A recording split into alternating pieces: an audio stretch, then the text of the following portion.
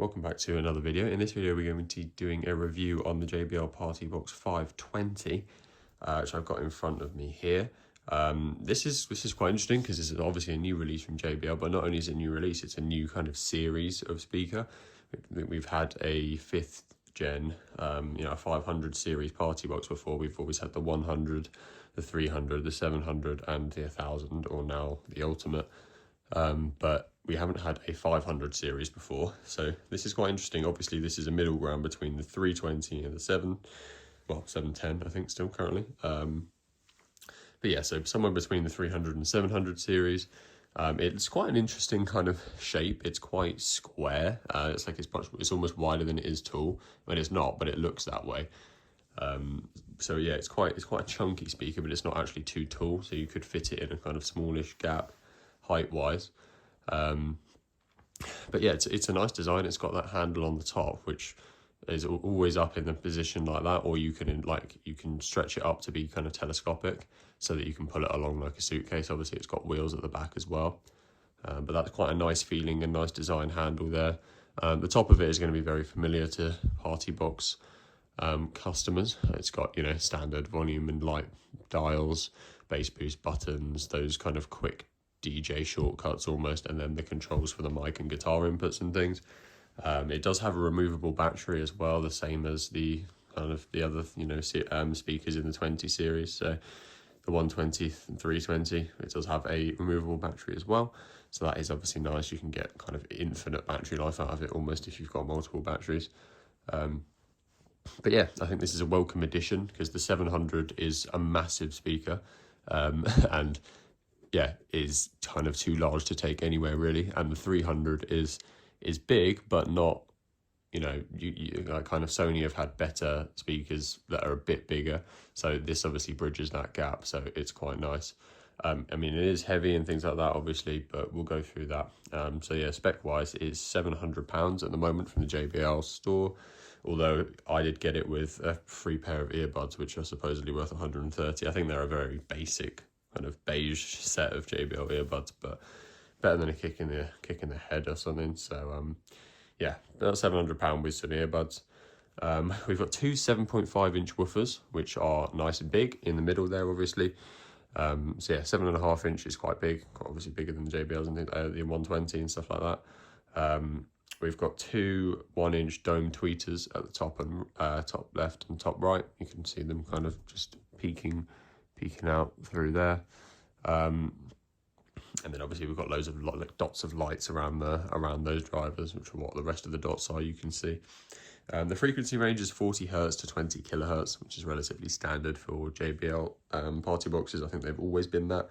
Obviously we'll be able to test that using the frequency range on the iPad. 400 watt RMS output, so yeah, it is quite a bump. Like if we're talking about the 120, I think that's a 160 watt RMS output, so it's kind of like 3 times that. So yeah, is powerful. It is 25.5 kilos, so like it's kind of at that point where it's got a nice handle and it's got some wheels, so you can roll it around, and if you had to, it's heavy, but you can pick it up and put it in a car or something like that. Like it's not ridiculous. So it is quite a nice balance of like a lot of power, but also a kind of semi-decent amount of portability if you had to or wanted to take it to a venue somewhere or something like that. It's not that it's so massive that it's just unbearable to take anywhere. It's heavy, but it's doable. It's running Bluetooth 5.4, so that's nice. That's just the newest version of Bluetooth. So yeah, that will give us nice range, everything like that. We'll also get Auracast with that as well, kind of standard with JBL now, but always nice to have. The battery life, it says we'll get 15 hours of playtime, which is impressive off that little battery that just kind of slots in the back. Obviously, like I said, if you've got more than one battery, then you can just keep multiplying that pretty much forever, depending on how many you have. But yeah, 15 hours of playtime is very good. That's probably at around 50% volume, so we'll probably see more like 8 or 9 hours at 100%. Maybe slightly less, even 7, 8, 9 hours, depending on what kind of music you're listening to and what bass settings you have it in. But that's very good for a 400 watt portable speaker to be able to play it for 8 hours straight. is very impressive. You're probably not going to need much more than that, and if you're in a venue, then you can probably plug it in for a bit anyway. So yeah, that's very good. And yeah, if you need a bit more time, then just make sure you're carrying a spare battery with you, and then you'll always be good. It does take 3 hours to charge, which really isn't that bad if you think about how much playtime you're getting out of it and the size of the speaker it's powering. So yeah, 3 hours, not too bad.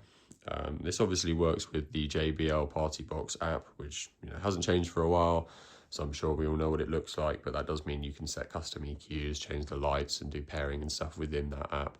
So it does work with that as the rest of the JBLs do. It's IPX4 splash proof, so exactly the same kind of water resistance rating as the rest of the PartyBoxes. That does mean that it's splash proof, not waterproof. So like if it's really heavy rain, things like that, as always, it doesn't want to be bashed. I imagine the top panel is quite good, maybe even a higher rating potentially, but that front grille and things like that, you don't want to be getting too much water or anything in there. You definitely don't want to be submerging it in anything.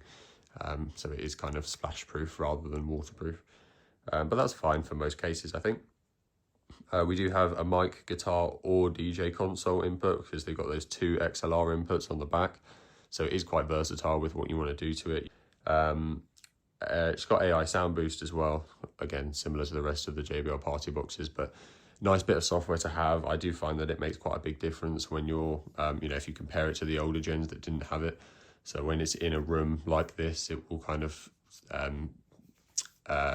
adjust itself to the materials of the walls and things like that, and the size of the room. It will kind of scan the feedback it's getting back and adjust its EQ very slightly to make it sound the best for the environment it's in. So it's kind of like indoors, it's probably not going to make too much difference unless you're in a massive space and then go to a small space, but it's kind of more about moving it between indoors and outdoors. It will know that it's outdoors and it will adjust its EQ to give it the best performance for outdoor listening, because outdoor listening is largely very different to indoor. So it's quite nice that it just does all of that for you. You don't have to worry about putting it in an indoor or outdoor mode like you used to have to do like 5 years ago. So definitely nice to have those features. But yeah, that's the kind of spec list done for this speaker. Pretty standard for the JBL PartyBox series, but quite good compared to a lot of the others. JBLs have quite a lot of kit packed into them, and they do their job very well. So now we'll listen to it at 80% volume using royalty. So yeah, and then we'll speak about it afterwards.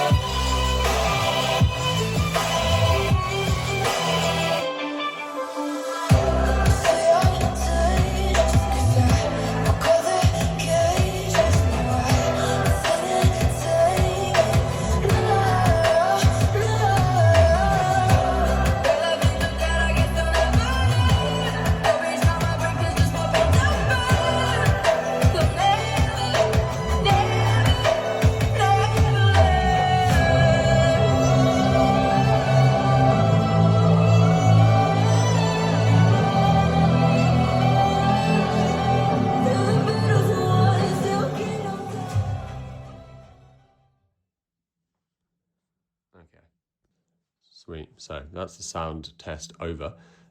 Very loud, as you can tell. Decibel meter was hitting 110 very briefly, like 109, very close to 110 if it didn't hit 110. So yeah, very loud, very loud. And that's only 80% volume. Obviously 100%, we're going to get a couple more decibels out of it. So loudspeaker, but as always with JBL, we're not kind of losing sound quality due to the volume. You can see from the frequency chart there, we're getting like largely exactly what JBL say, maybe even better. It's almost like the app or the setting that I've got this frequency chart on isn't actually picking up, or isn't actually able to pick up how deep the bass is going, because you can see it tailing off towards the end there. And right at the end there, it's at about kind of 30 at the far left of the screen, and it's still, it's still going. Like it's still giving us quite a solid bass. So we're getting like, we're definitely getting the 40 hertz out of this thing, maybe even lower. And then on the high end, we're going right up to that 20K. So we're getting exactly as we should do. This was running bass boost mode, like the first bass boost mode, just the kind of punchy mode or whatever it's called, or the deeper mode, sorry, because that's how I like to listen to it personally. I think that's how you get the best sound out of these speakers. So you can tell there's quite a bit of a spike at the bass end there. But overall, like it's quite flat after that the whole way through. If you turn that bass boost mode off, it would obviously be a bit more flat if that's how you like to listen to it. But yeah, especially for songs like that, I think bass boost really brings it out. But yeah, I mean, we're getting very loud sound, very deep bass, like not only punchy bass, but actually deep, accurate bass. And it's consistent throughout the frequency range. We're not really, you don't see like, on a lot of other speakers we review, you see the frequency chart looking a bit more like a mountain range, like it's a bit, whereas this is quite just like, it's, there are obviously spikes and dips, but they're within an acceptable kind of, barrier. So, yeah, as always with JBL speakers, it's great. I really like it. I think it fits exactly where it was supposed to. Something not quite as massive and hard to move around and stuff like that as the 700 series, but a bit bigger and a bit more powerful than the 300 series, which can sometimes feel. I find that the 300 series doesn't really, like, it's not really much better than the 100 series almost. So this is nice to have that kind of middle ground between the two. I think a lot of people are going to enjoy this and see a nice use case for this. And yeah, it's exactly what we expect from JBL. It's not too bad a price, considering what you're getting here, and it will blow anything else in its size and price out of the water most of the time, realistically, and it will do it consistently with any type of music. And for 9 hours straight with one battery. So, not many other companies are doing replaceable batteries yet either. So that's something you're getting a bonus here. I think it's a great speaker all round. If you're looking for something of this size and of this price for a party size speaker, then there's really no other reason to look anywhere else than here. Yeah, I'm going to be doing a comparison with the 120, probably come out a couple of days after this video, I don't unfortunately have a 700 series or a 300 series to compare it to, which would obviously be better, but I think it would still be interesting to see how it fares against the 100, the 120. So, I'll do that comparison, and that'll be up in a couple of days if you're interested. But yeah, if not, let me know what you think. Are you going to be picking this up?